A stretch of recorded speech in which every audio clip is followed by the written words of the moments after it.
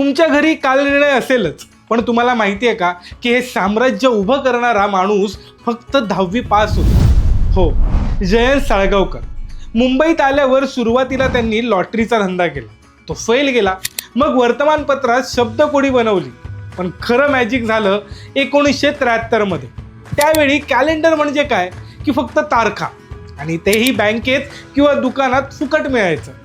साळगावकरांनी ठरवलं की आपण कॅलेंडर लोकांना विकत घ्यायला लावायचं.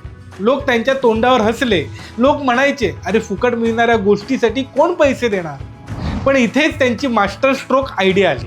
त्यांनी इंग्रजी तारीख आणि मराठी पंचांग एकत्र केलं.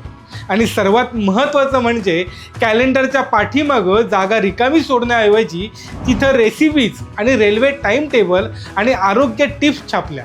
जेव्हा दुकानदार हे ठेवायला तयार नव्हते तेव्हा त्यांनी एक रिस्क घेतली. दुकानदारांना सांगितलं, फक्त ठेवून तर बघा, विकलं गेलं तरच मला पैसे द्या, नाहीतर परत करा. आणि बूम, 10,000 प्रति हातोहात खपल्या.